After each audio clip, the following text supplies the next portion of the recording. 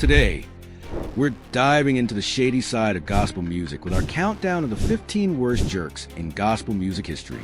From scandalous behavior to backstage betrayals, these artists may have sung about grace, but their actions? Not so heavenly. Buckle up as we uncover the drama, the hypocrisy, and the downright jaw-dropping moments that rock the gospel world. Hit that subscribe button, ring the bell, and let's get started. 1. James Cleveland, often hailed as a king of gospel, was a monumental figure in the world of gospel music, leaving an indelible mark on the genre with his powerful voice, innovative compositions, and leadership.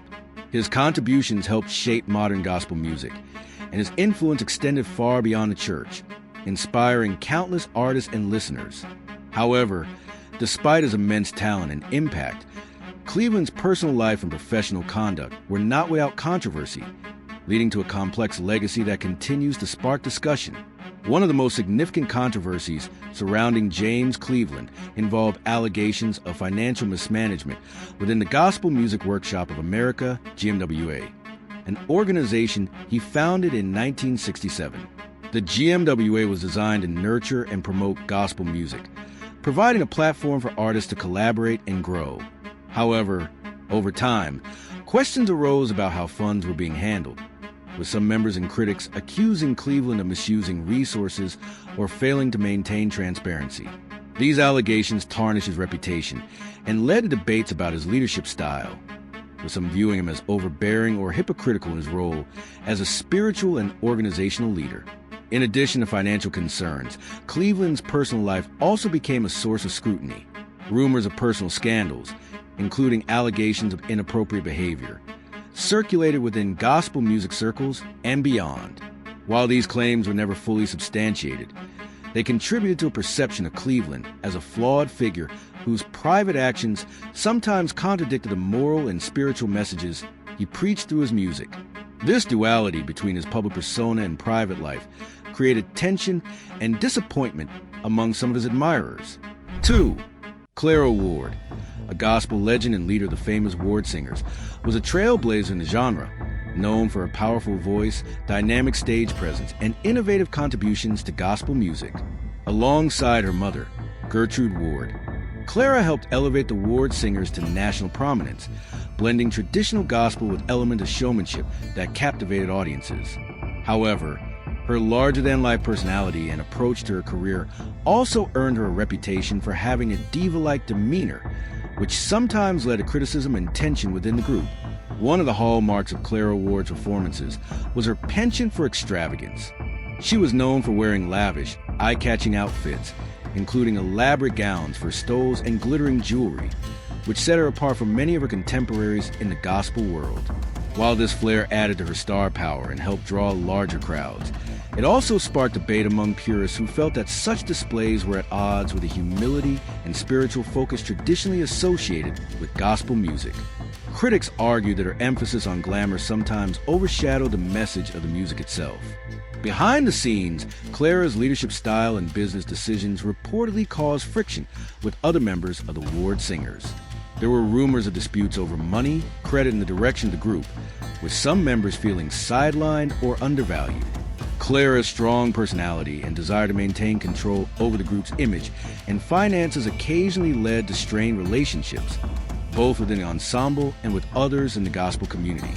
These tensions highlighted the challenges of balancing artistic vision, financial success, and interpersonal dynamics in a high-stakes industry. 3. R.H. Harris. The original lead singer of the legendary gospel group The Soul Stirrers is widely regarded as one of the most influential figures in the history of gospel music. His smooth, emotive vocal style and innovative approach to quartet singing helped redefine the genre and laid the groundwork for the rise of soul and R&B music. However, despite his immense talent and contributions, Harris's career was not without controversy, particularly surrounding his departure from the Soul Stirrers, which left a lasting impact on his legacy. Harris's time with the Soul Stirrers was marked by groundbreaking success, as his vocal prowess and charismatic stage presence helped the group achieve widespread acclaim. However, as the group's popularity grew, tensions began to emerge over leadership and creative direction. Harris, who had been instrumental in shaping the group's sound and image, reportedly clashed with other members over control and decision-making. These disputes came to a head in the early 1950s, when Harris made the controversial decision to leave the Soul Stirrers and form a rival group, the Chrisland Singers. His departure was seen by many in the tight-knit gospel community as a betrayal, particularly because the Soul Stirrers had become a beloved institution under his leadership. Some viewed Harris's move as self-serving, accusing him of prioritizing personal ambition over the collective success of the group he had helped build. This perception was further fueled by the fact that Harris's new group directly competed with the Soul Stirrers, creating a rift that resonated throughout the gospel world. For Sam Cooke, one of the most iconic voices in music history, began his career as a gospel singer with the legendary group the Soul Stirrers. His time with the group was marked by extraordinary success, as his smooth, soulful voice and charismatic stage presence helped redefine gospel music and bring it to a wider audience. However, Cooke's decision to leave the Soul Stirrers and transition to secular music in the late 1950s sparked significant controversy within the gospel community, with some viewing his move as a betrayal of his sacred roots and a pursuit of personal gain at the expense of his spiritual calling. Cooke's departure from the Soul Stirrers was a pivotal moment in his career, but was not without its critics. Many in the gospel world saw his shift to pop and R&B as an abandonment of the genre that had nurtured his talent and given him his start. Gospel music at the time was deeply rooted in the church and carried a sense of spiritual mission, and Cooke's move to secular music was perceived by some as a disloyal act that prioritized fame and fortune over faith. This sentiment was particularly strong among those who had admired his work with the Soul Stirrers and saw him as a role model within the gospel community. Despite the backlash, Cooke's transition to secular music proved to be a groundbreaking success. He became one of the first black artists to achieve crossover appeal, blending gospel influences with pop and R&B to create timeless hits like You Send Me, A Change Is Gonna Come, and Cupid.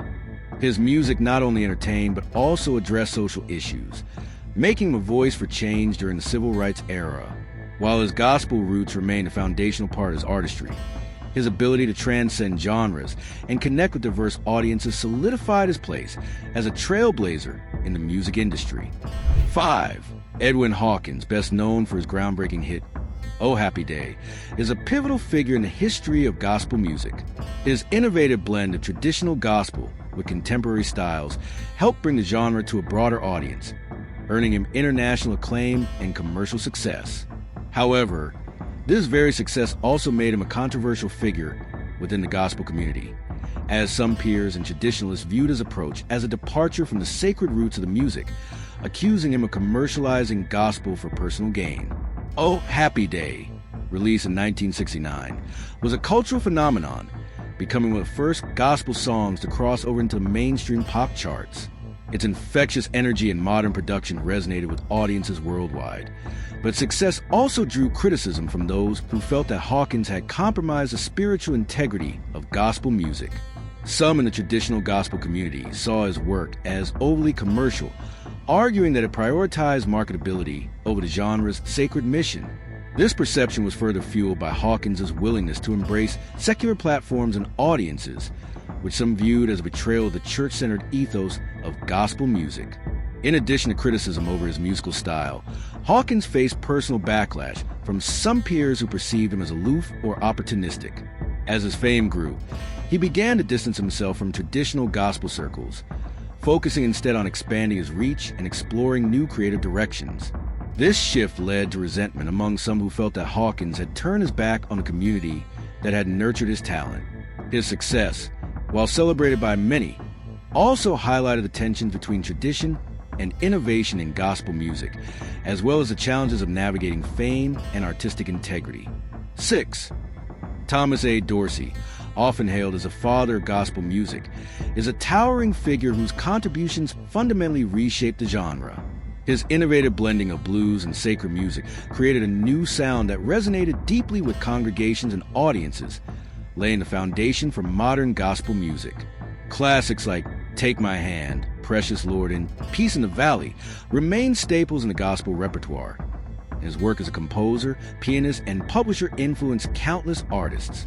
However, Dorsey's legacy is not without its complexities, as his demanding and perfectionistic nature sometimes alienated collaborators and peers, particularly during his early years transitioning from blues to gospel. Before becoming a gospel pioneer, Dorsey had a successful career as a blues pianist and composer under the name Georgia Tom. His transition to gospel music in the 1920s and 1930s was met with resistance from some churchgoers who viewed blues as secular and inappropriate for sacred settings. Dorsey's persistence in merging the emotional depth of blues with the spiritual message of gospel eventually won over audiences, but his strong-willed personality and uncompromising vision often rubbed collaborators the wrong way. He was known for being meticulous and controlling, particularly when it came to songwriting credits and performances, which some found abrasive and overly rigid. Dorsey's perfectionism extended his work as a publisher and promoter of gospel music. He co-founded the National Convention of Gospel Choirs and Choruses, an organization dedicated to spreading and preserving gospel music. But his leadership style was sometimes seen as domineering. Collaborators and choir directors who worked with him occasionally bristled at his insistence on maintaining strict control over how his songs were performed and credited. This reputation for being difficult to work with, especially in his early years, created friction within the gospel community, even as his music continued to gain widespread acclaim. 7. Ira Tucker, the dynamic lead singer of the legendary Dixie Hummingbirds, was a trailblazer in gospel music whose electrifying performances and innovative style left an indelible mark on the genre. Known for his powerful voice, energetic stage presence, and flamboyant showmanship, Tucker helped bring gospel quartet singing to new heights of popularity and influence.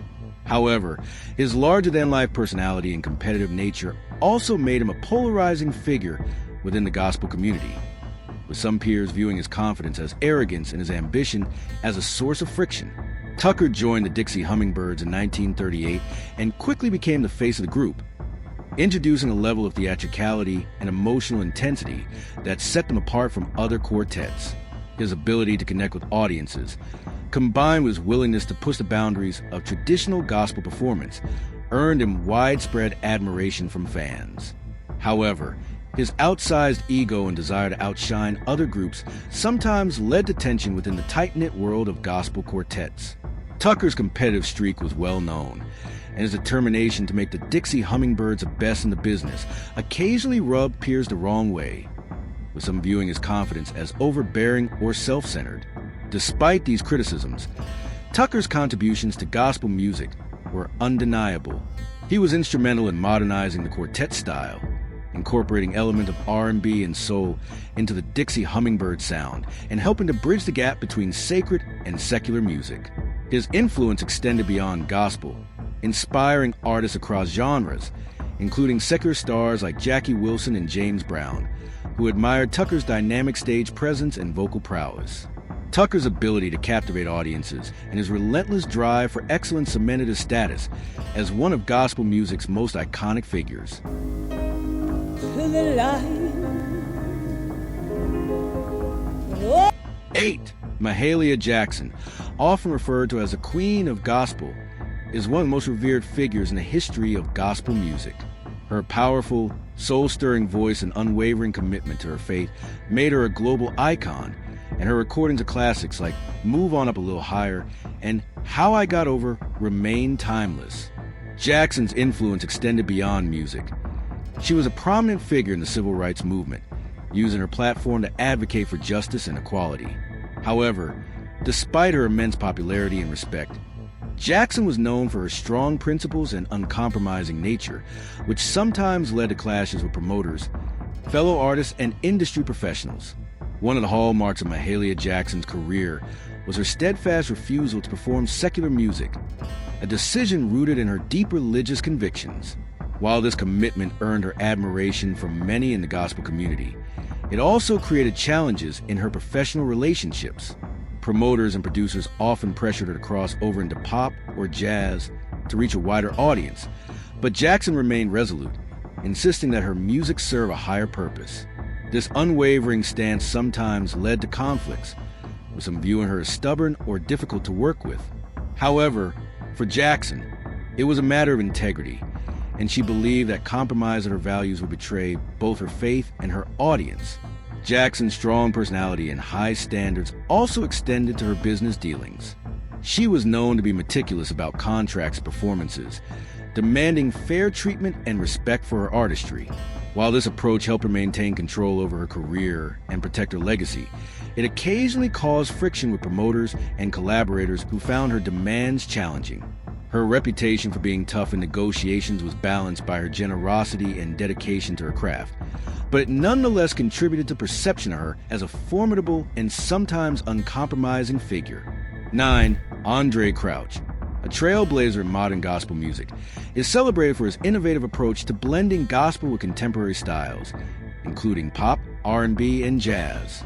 His groundbreaking work as a singer, songwriter, and choir director helped bridge the gap between sacred and secular music, earning him widespread acclaim and influencing countless artists across genres. Hits like "The Blood Will Never Lose Its Power" and "My Tribute, To God Be the Glory" remain gospel standards, and the collaborations with secular artists like Michael Jackson and Madonna brought gospel music to new audiences. However, Crouch's willingness to push boundaries and embrace crossover success also made him a controversial figure among some traditionalists in the gospel community. One of the primary sources of criticism leveled against Crouch was his seamless integration of secular musical elements into his gospel work. While many admire his ability to make gospel music accessible to a broader audience, others viewed his genre blending as a dilution of the genre's sacred roots. Traditionalists accuse him of compromising the spiritual integrity of gospel music in pursuit of mainstream success, and some even saw his innovative approach as a form of arrogance, as though he were disregarding the conventions of the genre that had come before him. These criticisms were compounded by whispers that Crouch could be dismissive or condescending toward peers who adhere to more traditional styles, further fueling perception of him as aloof or self-assured. Despite these controversies, Crouch's contributions to gospel music are undeniable.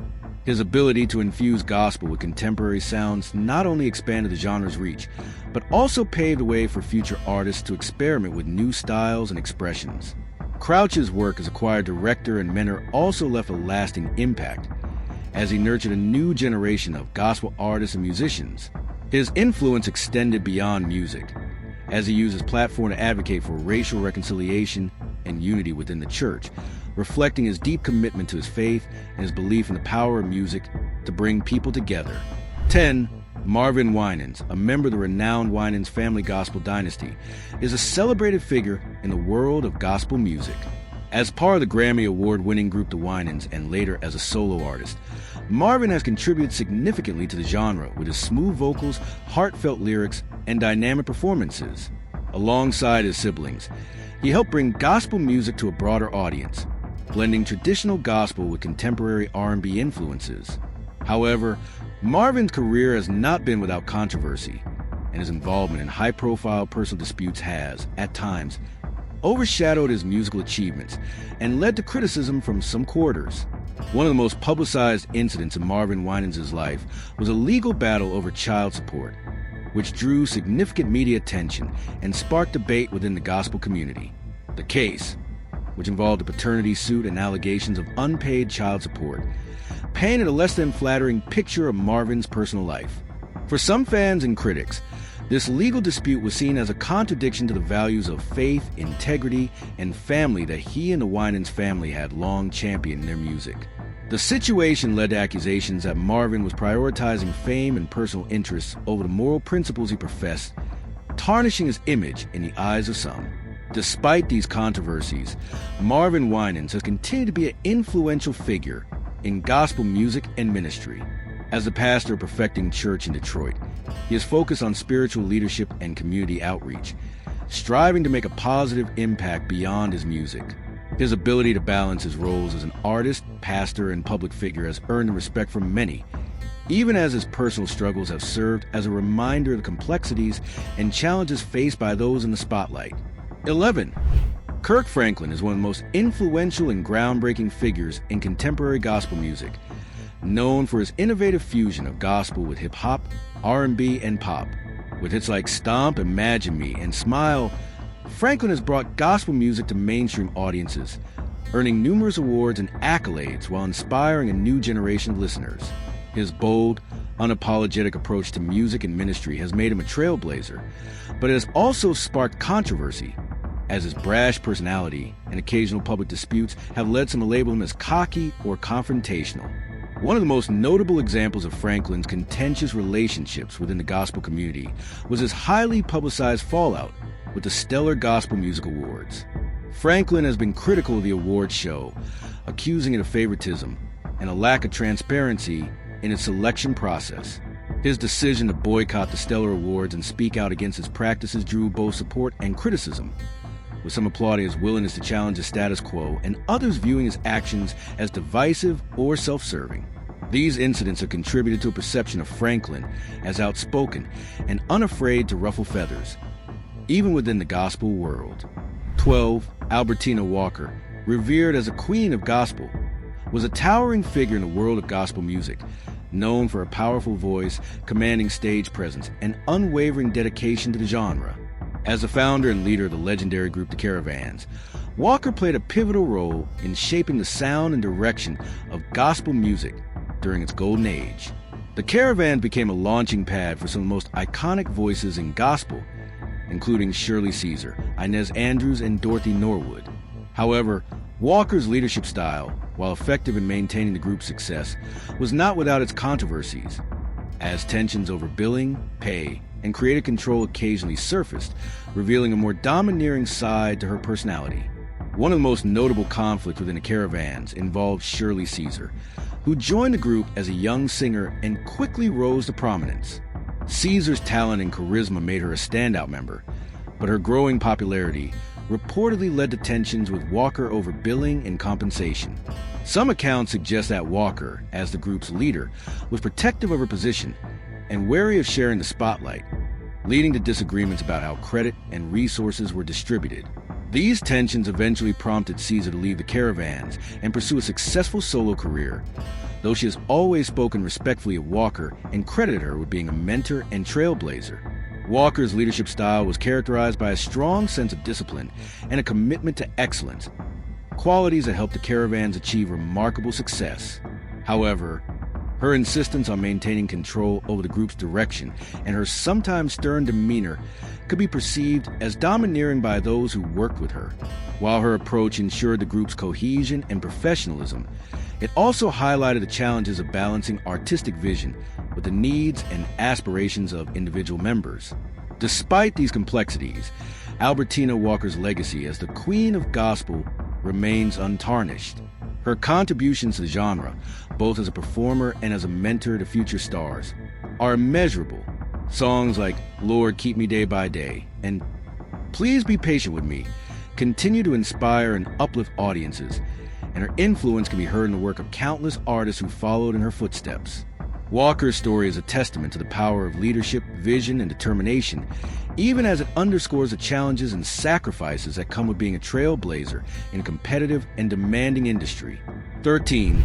Shirley Caesar, often referred to as the First Lady of Gospel, is a living legend whose career spans over 6 decades. Known for her powerhouse vocals, dynamic stage presence, and heartfelt ministry, Caesar has become one of the most beloved and influential figures in gospel music. Her time with the Caravans, one of the most iconic gospel groups of all time, helped launch her career, but her assertive pursuit of solo success after leaving the group led to some strained relationships with former group mates. While Caesar's talent and ambition were undeniable, some felt that her rise to stardom overshadowed their contributions, creating tension within the close-knit gospel community. Caesar joined the Caravans in the late 1950s as a young singer and quickly became one of the group's standout members. Her electrifying performances and ability to connect with audiences set her apart, and it wasn't long before she began to outshine other members of the group. As her popularity grew, so did her aspirations for a solo career. In 1966, Caesar made the decision to leave the Caravans and strike out on her own, a move that was met with mixed reactions. While many admired her ambition and recognized her potential as a solo artist, others within the group felt that her departure and subsequent success diminished their own contributions and legacy. The tension was further fueled by the competitive nature of the gospel music industry, where individual success often came at the expense of group dynamics. Some former Caravans members felt that Caesar's rise to fame overshadowed their collective achievements, and there were whispers of resentment over her ability to command attention and resources. Despite these challenges, Caesar has always spoken respectfully of her time with the Caravans and credited the group with helping to shape her career. She has also maintained that her decision to pursue a solo path was driven by a desire to fulfill her calling and reach a broader audience with her message of faith. 14. Walter Hawkins, the younger brother of Edwin Hawkins and a gospel music legend in his own right, was a trailblazer whose contributions to the genre are immeasurable. As a singer, songwriter, and pastor, Walter left an indelible mark on gospel music with timeless classics like "Oh Happy Day," which he reinterpreted, and "Changed." His work with the Love Center Choir and his ability to blend traditional gospel with contemporary influences helped shape the sound of modern gospel music. However, Walter's ambitious vision and strong leadership style sometimes led to friction with collaborators and choir members, and his handling of family and organizational dynamics occasionally drew criticism. Walter's ambitious projects, such as the creation of the Love Center Church and the Love Center Choir, showcase his innovative spirit and commitment to spreading the gospel through music. However, his drive for excellence and his desire to maintain control over his creative vision sometimes clashed with the expectations and needs of those around him. Collaborators and choir members occasionally found his leadership style to be heavy-handed, with some feeling that their input was overlooked or undervalued. This tension was particularly evident in his work with the Love Center Choir, where his high standards and meticulous approach to music ministry could be both inspiring and demanding. In addition to his professional relationships, Walter's handling of family dynamics also came under scrutiny. As part of the renowned Hawkins family, Walter worked closely with his siblings, including Edwin Hawkins and Tramaine Hawkins, but their collaborations were not without challenges. The pressures of balancing family, ministry, and music sometimes led to disagreements, and Walter's strong personality occasionally exacerbated these tensions. Despite these difficulties, the Hawkins family remained a powerful force in gospel music, and Walter's contributions to their collective legacy are undeniable. 15. Julius June Cheeks, the electrifying lead singer of the sensational Nightingales, was one of the most dynamic and influential figures in the golden age of gospel quartets. Known for his powerful, emotive voice and energetic stage presence, Cheeks helped define the sound and style of quartet gospel music, leaving an indelible mark on the genre. However, his fiery temper and tendency to dominate the spotlight also earned him a mixed reputation, with some peers and collaborators viewing him as difficult to work with and overly competitive.